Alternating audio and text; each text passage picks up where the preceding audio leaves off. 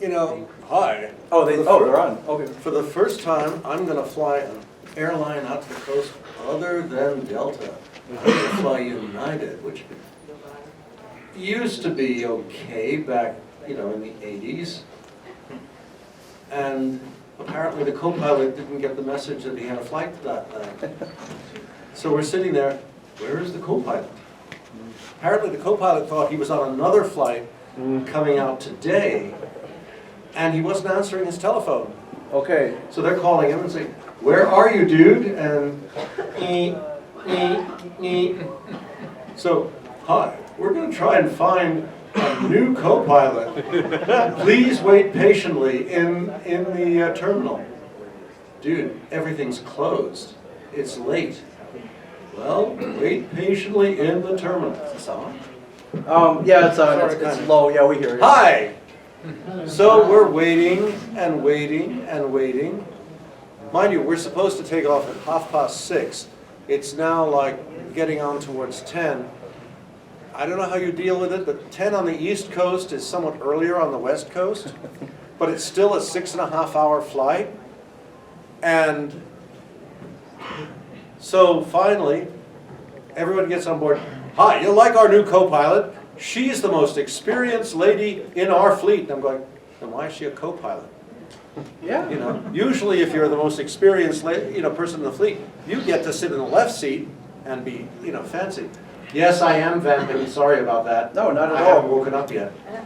So we take off and we fly, and then somewhere over Denver, the Rockies decide, I don't like planes flying over us in the middle of the night. I'm going to teach them not to do this anymore, which means you're playing something like, you know what it's like at 38,000 feet when the plane decides to start Mexican dancing in the middle of the air? Bounce, bounce, bounce, and it's disconcerting. God, the joke. Nothing's working this morning. Sorry. Usually I try to be a little more quick. Anyway, we get landed at LAX, and hi, Mr. Cab, are you going to pick me up? Yes. When? Well, it'll take me about 25 minutes to get to the airport. Oh. Dude, I'm 3.5 hours late. Why are you not here? Anyway, so we get there and we drive here. And just short of here, it's like, you ever had it seem like road accidents on the big interstates around here? Yeah. You ever come across one that's just happened? Yes. Where there aren't any first responders there? Yeah. It's like driving down, oh look, we're going at 75 miles an hour, and everybody suddenly stopped. And screech! And it's like, why do they put a wall across the road? And apparently, no fooling, an 80-foot semi had just decided to start tap dancing. It was on its side. It had done a complete reverse, so it was like at an angle, almost 180-degree turnabout. It was about like 160. So it was going the wrong way on our side of the road, and it's like, that big sort of cylindrical thing that's underneath the cabin, that usually holds gasoline over here. That's a really big hole. So we're driving up to a semi that has a really big hole in its gas tank. But there's like half a lane open right at the other side. And if we could squeeze through, we won't be stuck here till sunrise tomorrow. So we did. And sadly, there was the car that had evidently interacted in was like tucked way up on the verge, not looking well. Nice. So, trying to find out if there's any mention of it on the news. And of course, it's news, so, hi, welcome to CBS TV News. I'm sorry, were you talking to us? It's just, so that's, coming to LA has always been an adventure. Yes, sir. And of course you drive out here and it's like, wow, There's an airport right next to the convention. No, you laugh, but I have changed planes to that airport in Chicago, or Atlanta, or Salt Lake City, or Dallas. No way in hell. I will prefer driving for 5 days coming up from LA. It's much faster. So anyway, hi, welcome to the panel. I've stolen about as far as I can get away with. No, Chris Claremont, everybody.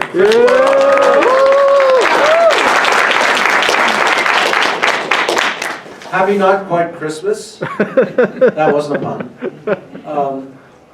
And actually, Happy Not Quite celebrating of Happy Day towards the end of the year that isn't Rosh Hashanah. For some reason, they moved that to October. It's very confusing. So hi. Why are you here? I think for you. Yeah. Dang. Oh, cool. Who said that? Most excellent. I'm sorry. I've been doing this for quite a while, and I'm still being read by young readers. That is so cool. Your taste in comics is superb. Tell your dad to give you some for Christmas. What is it? Yeah, you have a 17-year library, or actually a 50-year library to call from. No. 17 years is good because we were published under the Comics Code Authority. No. Comics Code means you're cool for kids. Oh. I don't know. Have you read modern comics? Not quite so cool for kids. I mean, I was sitting in the hotel restaurant this morning and they were doing Friends, and they had, those kids have, yes? Oh, sorry, that was a cheap joke. He's right here. Oh, sorry, I didn't mean to. What's up? No, just thinking, no, trust me, the number of kids I know with that name, including, God help me, my sister's step-grandson, it's like, what the heck have I wrought? Thank God we didn't name Logan Ermagard. Oh wait, what's that stupid name? James? James Howlett? Yeah, Howlett's it. I still prefer Logan. Me too. It's like, born on a mountaintop in Calgary. No, near Calgary, sorry. Never mind. But it's just, You just retconned it. yeah, I wish. It's like, Doctor Who gets like 5 new lives.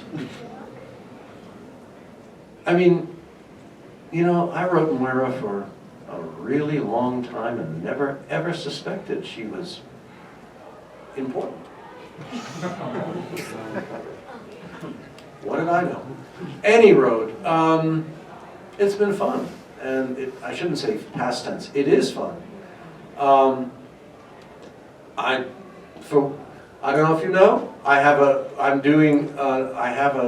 pages of a Nightcrawler one-off that will be out in February, which is a prelude to Excalibur. It picks up with where Nightcrawler's pretty much just woken up after being almost dead, and Kitty's hanging around after almost having faded away, i.e. a link with the X-Men FF team-up. And they've just found out that something bad has happened in Dallas, Texas. And this is what happens next. Dum dum dum dum. Don't piss off Mystique. She doesn't like people who piss her off. They tend not to have happy endings. By the way, when you... Is that a Logan thing? Or are you just talking from... See, my deep, dark, secret fantasy about who Logan's parents are is his dad is Sabretooth, and his mom is Seraph, who runs the Princess Bar in Madripoor, ran the Princess Bar in Madripoor before she passed on. And the thing about, Sabretooth is, from dad he gets his attitude, and from his mother he gets his height. But, well, don't make fun, because Seraph, see, started out as a member of the celestial host. She is what was colloquially referred to as an angel. And she was down on earth doing business for higher authority. And Sabretooth kind of caught sight of her and figured, huh, ain't never seen one of them before. Let's have some shenanigans. So they had some shenanigans, and one thing led to another, and whoops.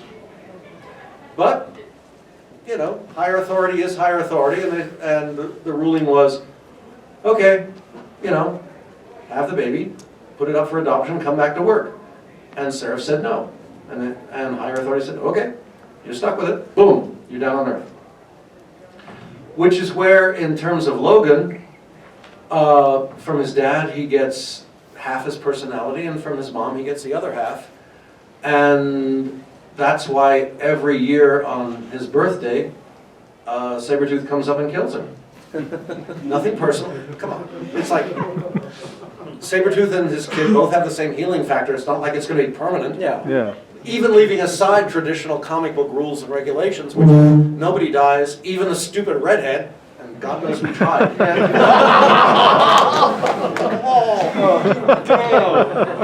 I'm sorry, that was the whole point. She died, and the whole argument was, we're going to leave her dead. And that's why Rachel, when she showed up, got the powers, because Jean was dead. And then X Factor came along, and Jean wasn't dead. And the joke was, oh wait, and Scott went back to his old girlfriend, leaving aside the slight technicality that he had said I do a year earlier, and oh, one thing had led to another, and they had a baby. That's not something you should, guys, don't follow that example. That is a bad thing. No, that is a really bad thing. Right. Yes, sir. But my point to Jim Shooter was, A, it's a bad thing. B, it's a really bad thing, because I read the first issue in its original draft, and there's no mention made whatsoever that Scott is married. The other members of X, the other guys don't react to it. They don't mention it to him. You'd think at least Beast would, because he's ethical. Not that Bobby and Warren aren't ethical, they're just, Bobby's younger, and Warren just doesn't pay attention to the real world. He's a billionaire, I mean, come on. Head in the clouds, yeah. Well, he flies, of course his head's in the clouds. We're not talking about being in the clouds, we're talking about having a close and intimate relationship with posteriors. As in, oh, never mind. No, so I said, this is a wrong thing to do. I have another alternative, because I always have another alternative. Scott gets re-upped. He got called back to active service. So he has to go back and lead the team. So Madeline has to come with him, because whither thou goest, I goest too, that she takes the vows seriously. And she and the baby come along, scared to death. Well, she's scared to death. The baby is a baby. He's having a good time. And since you need a girl in the team, because all comic book teams have girls, except the X-Men, which seem to have women. That was a joke. Never mind. Anyway, I was going to bring in Jean's sister, her elder sister Sarah, who was going to be the living Cerebro that went out and found the mutants for X Factor to investigate. But because she's new to having her powers being active, she screws up occasionally, which is why you end up with bad mutants and good mutants and conflict and resolution in the stories. Wow, what a concept. And I think it would be really cool. I would have happily written that series. And Shooter said, well, he'd already given his word to Bob Layton. Was it Bob Layton? Yeah. And Bruce what's his face? Geis, who was drawing it? Jackson Geis. Hmm? Jackson Geis. Jackson Geis. Yeah, but he's had like 5 names, and I've never written with Jackson. I've always written with Bush, whatever now. And he couldn't go back on it. So, without any thought whatsoever, that was when Scott died as a character, certainly as a hero. And then the creators of X Factor quit, like with issue 2, and Louise Simonson was happily given the job of fixing it, which is why we both decided that the two teams would not meet until we figured this out, which took 2 years, because basically the X-Men would have beaten the living daylights out of him, deservedly so, and that's not the way you want to start a hero book. Any road, that's how that happened. And that just goes to show that when you're doing comics, things can come out of nowhere. For example, my origin for Gambit is nothing like the origin for Gambit that exists in the universe now. Because it all ties back to Mr. Sinister. Mr. Sinister, as we all know, you all know who he is, right? Yeah. And he looks really creepy, right? Yeah. Jackass creepy, right? Well, Mr. Sinister was indeed born in 1820. But part of his mutant power is his lifespan is well over 1,000 years, possibly longer. But he ages proportionately. So by the time you get to the end of, from my perspective, the end of the 20th century, he looks like an 8-year-old kid. Well, this is not DC Comics. What self-respecting supervillain, i.e. Sabretooth, among others, is going to take orders from an 8-year-old kid? Parenthetical aside, this is why Sabretooth every year on Logan's birthday kills him. Because he wants Logan to kill him back. Because you're my son, act like it. And Logan, because deep down at heart, no matter how you look at him, he's a teenager. And dads, when you tell your teenage sons to do something, how do they react? Screw you! I'm not going to do it. So that's Wolverine and Sabretooth. It's like Sabretooth wants him to do something because he wants him to act like him, not like his mother. Which is why when you look at Logan's, well, at least when I present Logan's bedroom or any room he's staying in, half the room is an absolute disaster. And half the room is perfect. Because half of him is Sabretooth and half of him is Seraph. And for me, that's a quintessential primal conflict. It's like, I want to be bad, but I must be good. The same thing goes with Magic. She is totally evil down to the core, except for like the smallest fraction of herself that's still holding on to her humanity. But that's the part that rules and will never give up. And that's the conflict, because Illyana wants to be bad. She wants to be so bad. And Illyana won't let herself be bad. There you go, instant conflict. Any road. So we're back with Sinister. Who's this little kid? So he built himself a simulacrum. That's Mr. Sinister. An 8-year-old boy's conception of what a badass supervillain looks like. Come on. Think of yourselves as 8-year-olds. Think of Sinister, and it's like, oh, duh. You know, it's like, whereas a real supervillain, sorry, I'm East Coast, it's Dick Cheney. Boom. But that's, you know, it's like, no, I've looked like this since I was a baby. It's like, really? Ew. So, if you want to know who Sinister is when he's 21, Gambit.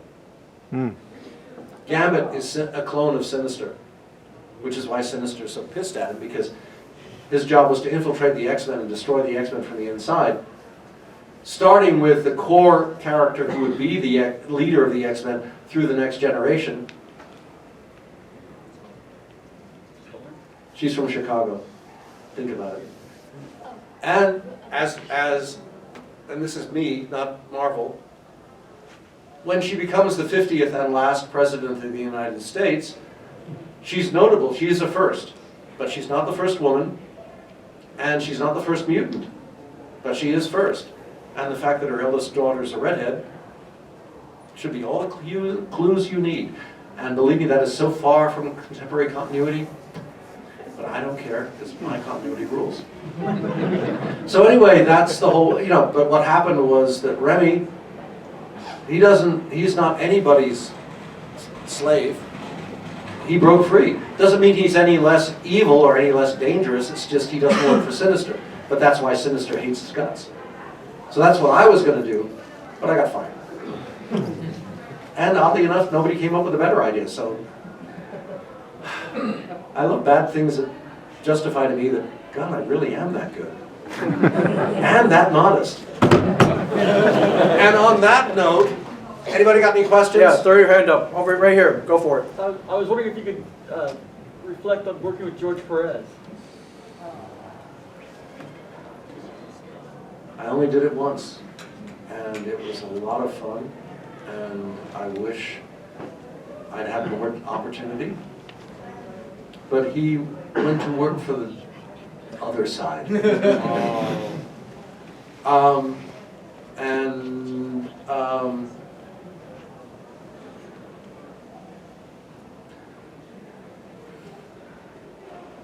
I have to say though, parenthetically aside, notwithstanding, what was it with Robin and his costume? I mean, did no one think, well, wait, but he and Bruce share the same bed? Never mind.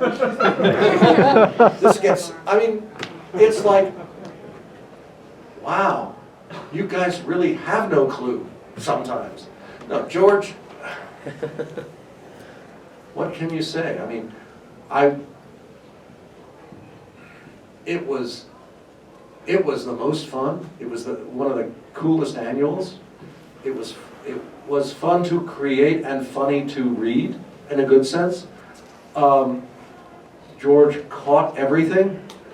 He created secondary characters that are memorable, at least to me, to this day, like Izzy and I'm a Human. They run a newsstand. That's where the story opens.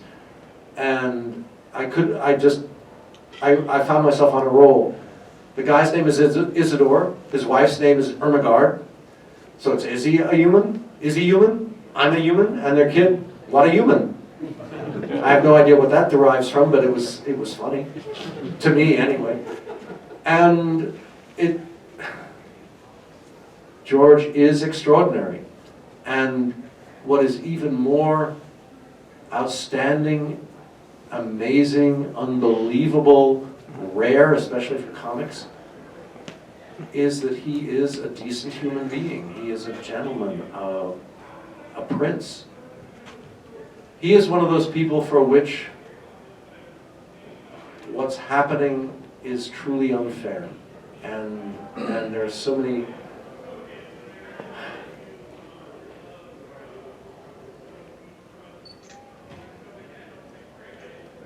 shame on higher authority for not giving him a pass. But cheer him while he's here and remember him while he's not, when he's not.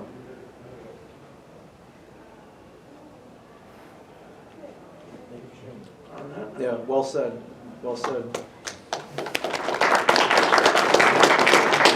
With someone like George, it's easy, sadly. And I would much rather been doing it 30 years from now. But there you go. Yeah. Thank you. Yeah, so you got a chance to write the X-Men and live in places around the world. Was there one place in the world you wish you would never have to write the X-Men living there, whether it be upstate New York or the Savage Land or Australia?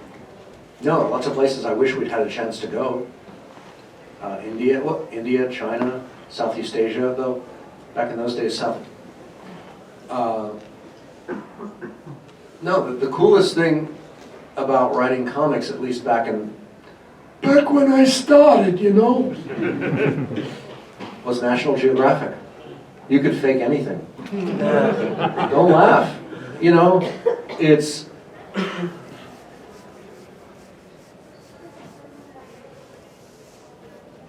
When I was younger, so we're flying back from the UK, and this is on a propeller plane, a TWA Super Constellation, which was the really coolest airplane ever, until the 707. And I'm looking out the window and I'm going, Mommy, Mommy, Mommy! Mommy, look out the window! Why? The engine's gone!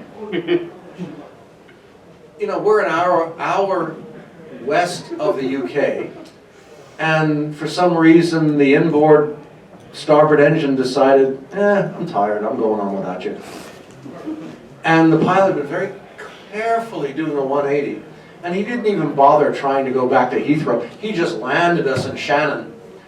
Now, mind you, in those days, Shannon, I don't know how many, if anyone here has ever done transatlantic to Ireland, but Shannon now is just, it's a huge airport. Shannon then was a huge airport, but they had 3 Quonset huts.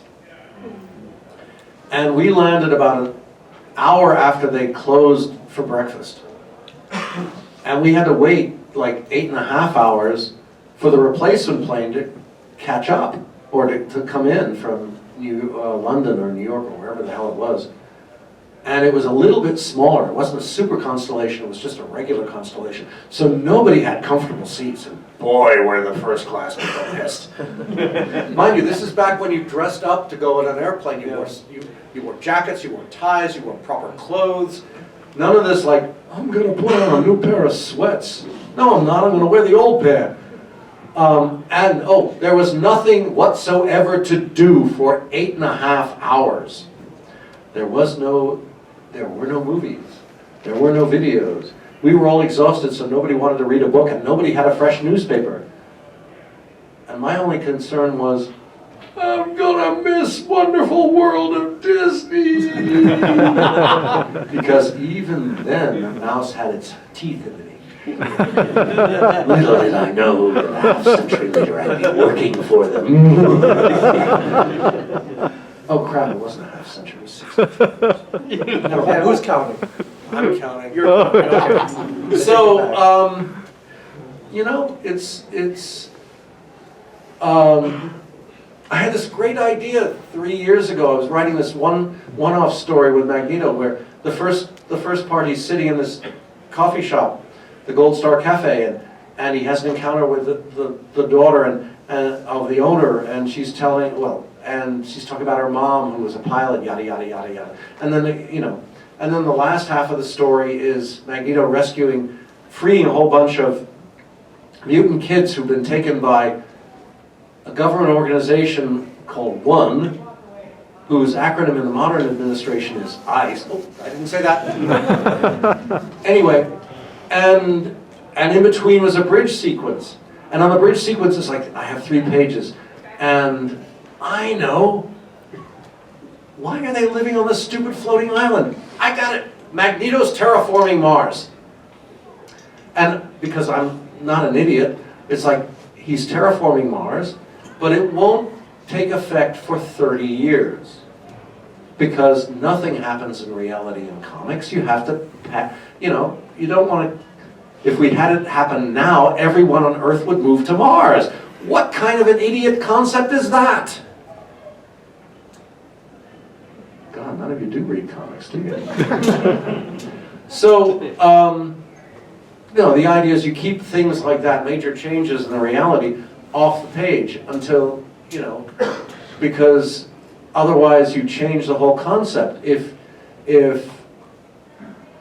mutants had transformed Mars into a viable planet, why the heck do they stay on Earth? Wow, interesting concept. Because they could move to Mars and, I don't know, they could become an interstellar reality. Because on Mars, if you have like 2 or 3 million superpowered characters living there, they would control essentially the lower solar system. You know, what's the point of being an Avenger if you're outnumbered 50-1? Even if you're Thor. So you keep it off the page. And the editor said, Chris, that's kind of a dumb concept, and we don't want to do that. So maybe you should just, we want him to establish who he is and who the X-Men are and what his relationship is. Okay.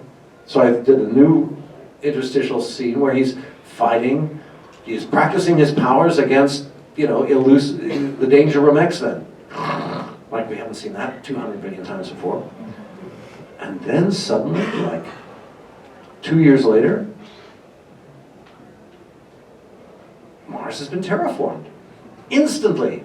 Wow, where did that come from? Well, apparently someone had like started setting that up like 5 years ago, 7 years ago, and no one told anyone. I thought that was my job. But there you go. Things happen that you have no idea about, and you know, you have to deal with it. But comics is very much in the modern day and age a period of constant adjustment and extrapolation, and you make it up as you go along, and sometimes you're not the first one over the finish line. Dang it. And so you have to pay attention to what other people have done. But that's what makes it fun and interesting. Another question? Thank God. Yeah, the young gentleman in the second row, and then we'll get to you. How come you picked Jean Grey to be the Phoenix? How come I put Jean Grey to be the Phoenix? Seemed like the right idea at the time. Back in those days, there were no women in comics, there were girls. Every team had a girl. The girl's job was to look beautiful and get in trouble. I mean, be menaced, be threatened, have the bad guy, you know. Well, first thing she did was say, I bought a new outfit. Or I designed this really cool X-Men uniform. The boys will love it. And of course the boys did love it because, wow, you're a girl! Should we go out on a date? Oh my gosh, that would be cool. Hi. And the only actual person who grew up and did anything sensible, like get married, was Sue Storm. The invisible girl. Yes, I have 2 kids, or 1.5 kids, and I'm still the invisible girl. And I kind of thought that was boring because, another historical moment, back in the day, my mom was walking down the street, and her boyfriend had just stood her up, and she was really pissed.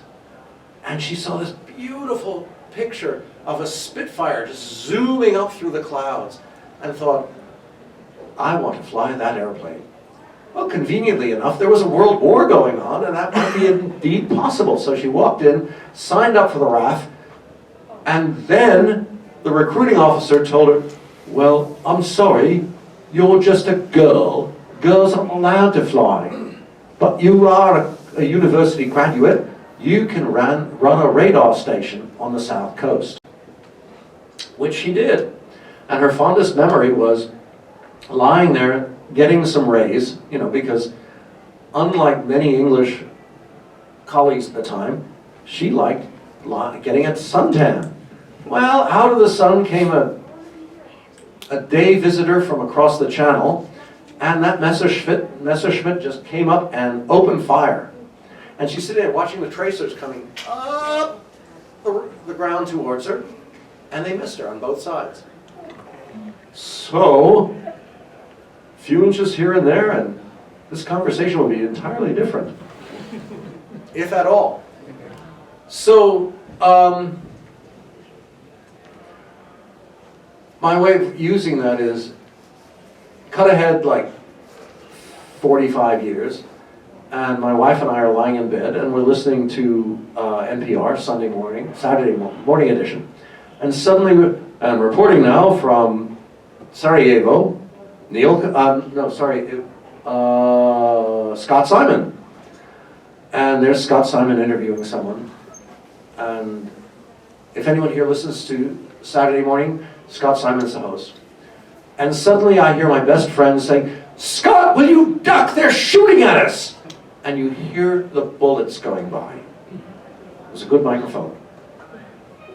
this is my best friend who I'd known at that point for a quarter century, and it was like, and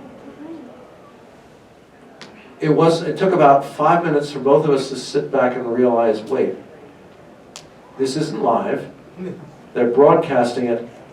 They wouldn't be doing that if anything had actually happened, i.e. somebody been killed or even hurt. So, fingers crossed, they're all right. Turns out that's the case. Turns out her husband was just as ignorant as we were, and she hadn't had a chance to call him.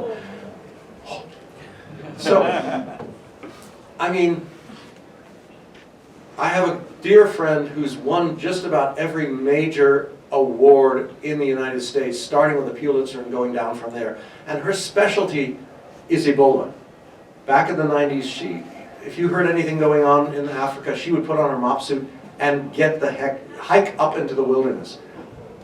Which is my way of long-windedly saying, I know a lot of really cool, badass women. How come they don't have cool characters like that in the comics? So I said, screw it, there are enough idiot guys in the comics, I'm going to get some women up there. And wait, let's try women who aren't all white. It's an interesting concept, let's see. Because the advantage of living in New York is, A, you don't have to drive everywhere because we have mass transit. Yes. I understand that's a new concept out here. And B, we have a lot of people. I mean, I know LA has a lot of people too, but we have them concentrated into like 5 square miles, and you have them concentrated into like Utah. The same difference. I mean, so my goal on the X-Men was just to get as many of them in the canon as possible, and have fun with it. And that's, you know, what we ended up trying to do. And that's what makes the book so much fun. We can do all ages, all genders, all race, all ethnicities. And for me, it's the next best thing to actually meeting real people. Or if I am meeting real people, to swipe everything cool from them I can and put them on paper. I have no idea if I answered your question, but the thing with Jean Grey was to make her Phoenix.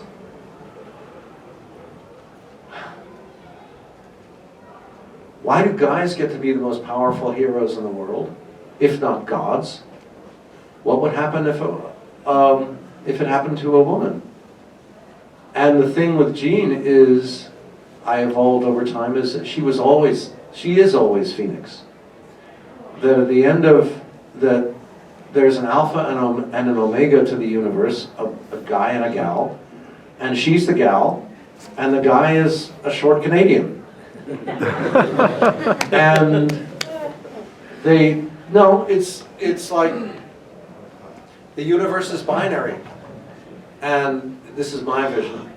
At the end of time, when everything is gone, the last act of life in the universe is Phoenix and Logan getting together for a date they've been waiting for a really long time. The lights go out, shenanigans happen, and we start all over again. And that's how it's always been, and that will theoretically how it will always be. But that's my reality, not Marvel's. So, but Jean, the problem with Jean was she became Phoenix too young. And she couldn't handle it. And her decision at the end was, as she says to Scott, I could stay Phoenix, I could stay alive as Phoenix, but I would have to remain totally in control for the rest of my immortal life. Which means I dare not harm anyone, much less kill anyone, even by accident. And I'm an X-Men, an X-person. Sorry, X-Men is, these days, the X. Because otherwise it's sexist, and rightly so. And if she'd hurt anyone, that would be wrong. So she said, I'm going to step off the stage because that would be right. I'm not arrogant enough to do harm, to risk doing harm, and that was her choice.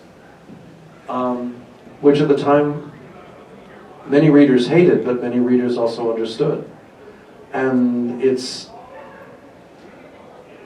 not something that superheroes are usually expected to do. So we were trying to establish something new, and also establish for the readers that when you read the X canon, it's for keeps. There are no get out of jail free cards. I was so young. I thought we could get away with that. I was wrong. You know, but back then we weren't owned by a really big corporation in Southern California who has a totally different view. Dang it. Yeah, you had a question. Given your extensive history with the X-Men, if you could choose one character to have a solo series, who would it be and why? Everyone. They're all that good. I'm not being facetious, I just think they're all that good. I could probably come up with a solo series about everyone. I would love to come up with a solo series about everyone. But it would be very different from everybody else's. I mean, just use the Gambit series as an example. Unlike, I think, virtually every other comic in the X canon, it's a comedy. So we'll see whether you like it or not. When it comes to the X-Men, I don't play favorites about anything. It's just, I've known them all too long. Who would you want to see one by? About? Wow. You know how I feel. Just say everyone, just say everyone. No, do you have a favorite character? My favorite X-Men, Nightcrawler. Come by my table, I'll show you the one I've got. No, I love Nightcrawler. I mean, Nightcrawler's, think about it. He was originally conceived of to be the evil demon. And I thought, both Dave Cockrum and I thought, no, we always do that. But Nightcrawler's attitude is, I was created in the image of God. Which is weird compared to everybody else, but if I'm created by the Almighty, who am I to argue? No, forgive me, this is back when Nightcrawler had a rational origin. There was none of this like, your dad is evil demon. Wow, that's an original concept. I think it was much more fun that your dad is Mystique. Ooh, that slipped out. No, I'm not being facetious. It's like, in my vision of the Omniverse, Nightcrawler's parents, we will not be gender specific, are Mystique and Destiny. And his kid sister's Rogue. Makes perfect sense to me. But sadly, I skipped out on a bunch of crucial years and other people had other ideas. Damn it. But, no, why a demon? Azrael, give me a break. Meaning no disrespect to the writers. Sorry. Next question. Anyone on this side? Yeah? Do you have any regrets of anything you wrote? Did you kill off Thunderbird too early? Well, I didn't. That was Len's call, and I just got on the book and we didn't have time or any better ideas to fix it. If I'd had if I could have stalled for another 4 weeks, yeah. But what I find is really creepy and sad is that of all the X-canon, he's the one that's never been resurrected. Why? I don't know. Inherent anti-indigenous people, prejudice. Just everyone figured that with his kid brother as the new Thunderbird, why complicate things?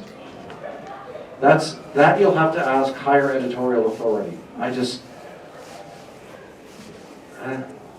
disagree, but what do I know? Next. Yeah. Did you ever, were there any characters that you created or, writing for someone else, and it was based on somebody that you actually knew from the past? All of them. Was there an example? Not that I'll admit. Although, if you go to the battle in Dallas, you will find two reporters from NPR TV who've shown up many times, Neil Conan and Manoli Wetherill. They are based on real people. There's a reference on a couple of issues to Bob Edwards, who's really pissed that other people get to be mentioned in the book and I don't. Manoli Wetherill. Oh no, I said that. No, sorry. Laurie Garrett is a real person. Jimmy Carter's a real person. Ronald Reagan's a real person. She left a kiss on the window of Air Force One, and he was saying, "We won't tell Nancy about that one." But it was a big smile. Yeah, we throw in real people all the time. It was easy in that era because it was just us. Now, they're not ready for primetime players. Yeah. Marvel Team Up. SNL was 2 years old. We did it. I called them up. You want to do a team up with Spider-Man? They said, "Who are you?" Then they called Marvel back and asked Jim Shooter what this is all about, and he told them, and 6 weeks later we had a deal. John Belushi was... It's like, I'm at home working, and the phone rings, and Jim Shooter says, "How soon can you get in the office?" "Why?" "John Belushi will be here in 30 minutes. I'll be there in 20.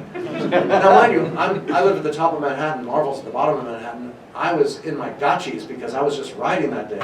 So I had to shower, get dressed, call a cab, get the hell down there, get up to the office. I beat him by about 5 minutes. And he walks in, and our attitude is, "Oh my God, it's John Belushi!" And his attitude is, "Oh my God, it's Marvel Comics!"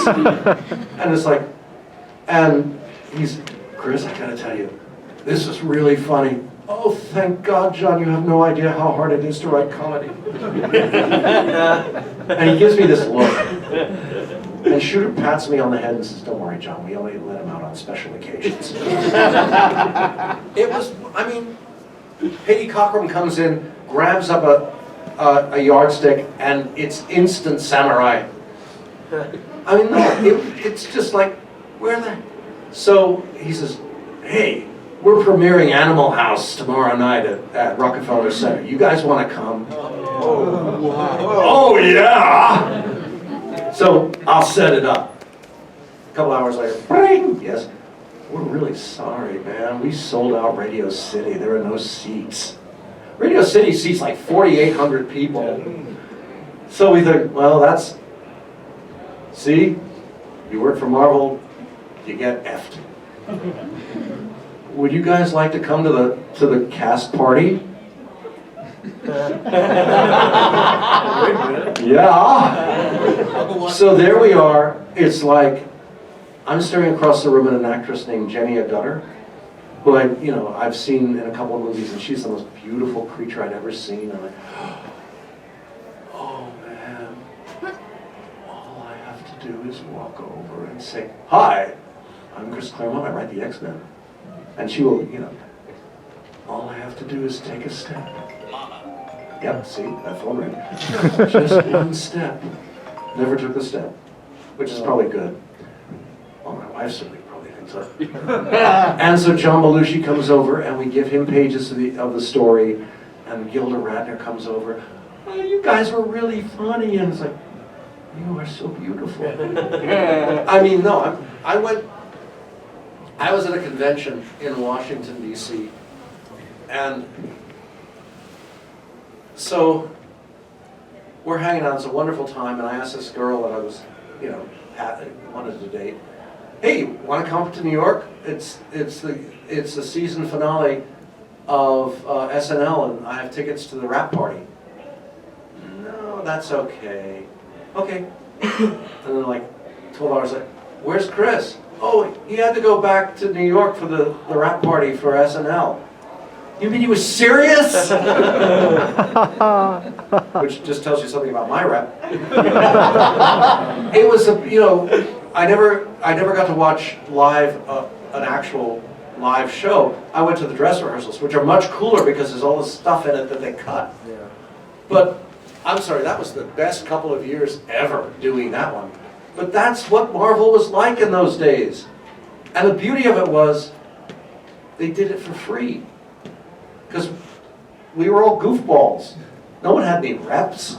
Now, you don't want to know what it was all about, but what it would require. But then it was just fun. Comics were fun. We could do stupid stuff like that, and it was just fun. Those were the days, my friend. But, that's what I miss most. Comics are much more, certainly from a structural standpoint, they're beautiful, they're expensive as the Dickens, but it was so cool in the best sense of the word.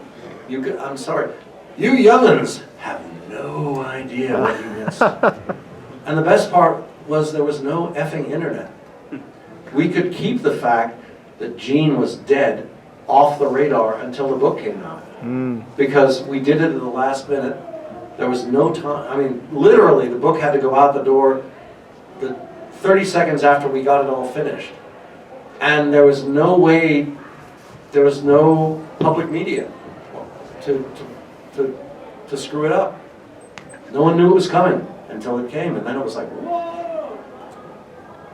So, yes, today is exciting. You can find out everything in an instant, but yesterday could have been could be, often was, a lot more fun. Okay, we're running down to the last we got a few minutes left. Any other cool questions? Yeah. Yeah. Make it good. Well, I will try. Given what you just said of how you feel about Azazel, how did you feel writing 2014 or the Nightcrawler 2014 series, the really short-lived one? It was a lot of fun. I wish they made up their mind that, well, it's only going to be 5 issues, a miniseries. Okay. No, we'll let you have a year. Okay. No, it's ongoing. Okay. No, it's only a year. Oh, for God's sakes. But again, see, it's like, hi, Wolverine's just died. We want you to do a memorial issue. I said, okay. I have the perfect idea. What? So Kurt goes around gathering X-Men, and they go up to one of the ridges overlooking the school, because the school's on this huge tract of land, 3 miles by 1 mile, and they start telling unknown stories about Logan. And I have all these vignettes that I wanted to do. So we do 3-page vignettes. And it'll be cool, it'll be fun, it'll be what it was like in Madripoor, but yada, yada, yada. And gradually, if I do it right, the reader will become aware of a similarity between the people telling the stories. Until finally you get to the end, and Rachel jumps up and says, okay, all of us who've been telling stories have been dead, and we got better. How long do you think until the Canadian comes back? Well, okay, tontine, raffle, I put $20 on the table. And Kurt's saying, no, you don't want to do this. Don't go there. Just, no. Why? He's dead, yes? Yeah. We assume he's in heaven? Yeah. Okay, who else is in heaven? I don't know. No, think about it. Especially you, Rachel. Who's in heaven? That is a redhead. Yeah. Which one of you idiots wants to go upstairs and tell Phoenix we're taking away her boy toy? Or tell Logan we're taking away his true love? Because yes, Jean is Logan's true love. Logan is Jean's true love. What does that mean for Scott and Mariko? Well, give them 120 years. They will have the happiest time ever, the truest romance ever, but then they will pass. But Logan and Jean will not. When your life is measured in eternal terms, the rules are slightly different. So this is my attitude. Oddly enough, higher authority didn't agree with me. They're wrong, but there you go. Yes, I have an ego, sorry. And yes, I'm right. Last question, okay, yes? So, one, I'm a huge fan since I was a kid. Well, that's not fair, you're just tall. Yeah. It's great to meet you. So, Stan Lee, Magneto, Malcolm X, Charles Xavier, Martin Luther King. Did that play any in how you created, shaped the characters over those great decades? Well, I was actually starting a tad earlier with Menachem Begin and Arafat. no, not Arafat. It was it'll come to me in 5 minutes. I was starting from a more Israel-centered perspective because I'd done a lot of I'd actually worked there for a couple of months on field period when I was in university. It's parallel tracks. I mean, the two of them, they're both right. And the heart, that was what I was trying to go for in God Loves Man Kills, is Charles's realization that Magneto might be right. And is reaching out to Magneto and saying, maybe about to join him, and then Scott, on behalf of the students, pulls him back to the light, so to speak. Except Magneto isn't darkness. He is, it has always been good versus evil. The challenge has been who is good and what is evil. And that's why in that story, the adversary is a person of faith. And because it was the very beginning of the 80s and I came out of the 60s, the first... Marvel's telling me to shut up. Can I call you back? I'm in a panel. Okay. Even more dangerous, the wife. Oh. Going into the No, wife. but I mean, it's seriously a thing where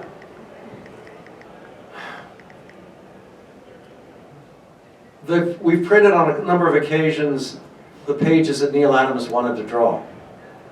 And I look at those pages and I think, yes, if Neil had done it, it would have been a much more Neil, ordinary comic. But the image that kicked me off in that, the heartbreak, is the first 4 pages. And the fact that they were the sweetest pair of black kids imaginable. They were kids, they were running for their lives, and they died. And that was... When we emigrated, for what we thought was a visit, and then the next thing we knew, my father had joined the army to qualify for citizenship, and being right after Korea, they were eager for doctors. So we're in Florida, in Tampa, and my father's going through basic or whatever. And one of his colleagues comes over to tell my mother that he's going to be working late. And she says, "Oh, want to come in and have a cup of coffee?" "No, ma'am, I'm sorry, I can't." "Why not? I mean, you're a colleague of my husband's, come in and have a cup of coffee." "Ma'am, this is Florida. This is the 1950s. I am colored. You are white. Your husband isn't here. I will not cross your threshold because there will be trouble." And my mom, coming from a very privileged England where there weren't a lot of colored people, even after the war. That immigration hadn't happened yet. She didn't get it. But that was me as an adult trying to put that into a story that I wanted that story, especially if you only have one X-Men to read, God Loves is it. Because that's what it's all about. And that starts in the most visceral terms I knew of, because ideally I hoped all the audience would recognize it and know what we were talking about from page 1 to page 64, and get to the end and realize it's not necessarily what you say you are. It's the actions you take, either to make the world better or not. And for someone to say they are a person of faith or a man of God is all well and good. The things that that man does subsequently are what define him in truth. And to me, that's a very basic line. If faith means anything, if the Bible means anything, if doing unto others means anything, if actually paying attention to the New Testament and looking at what Christ does in his short time means anything, we should not be in the position we are today. We should be a much more generous, much more welcoming, much more decent group of people. And that's what the X-Men for me is all about. It's not running away and hiding from the world and saying, see, we're better than you because we can do all this stuff. It's saying, hi, I live next door. I'm Charlie. You're so-and-so. No, I'm serious. It's like, the whole point, at least for me, is this is a story about people. Some of them are different. That doesn't make them any less people. The idea is to convey to the reader, hi, I have neat abilities. So do you. It's just mine look a lot cooler when I'm wearing a skin-tight costume. Excellent. Underneath that is trying to learn how to live. Trying to look at the person next door and seeing the differences maybe as positive things and not things to be afraid of or things to be angry at. And trust me, living in Brooklyn, living in New York City, everybody's different. And that's what makes it so cool. You know, it's taking the differences and the realities and trying to find a way to balance out the negatives and enhance the positives. Because that's what growing up is all about. Not just as a person, not just as a kid, but as a people. And that's, for me, what the X-Men has always been about, trying to make things better. And I'm still working on it. And the heartbreak is, it's been a generation and more since God Loves, and we're still trying to take the first step. So, keep on trucking, people. Thank you. Well said. Good Claremont, everybody. If you have any more questions, come on by the table. I'm here all weekend. Get in line. That line's stretching all the way down the convention center. So, and pick up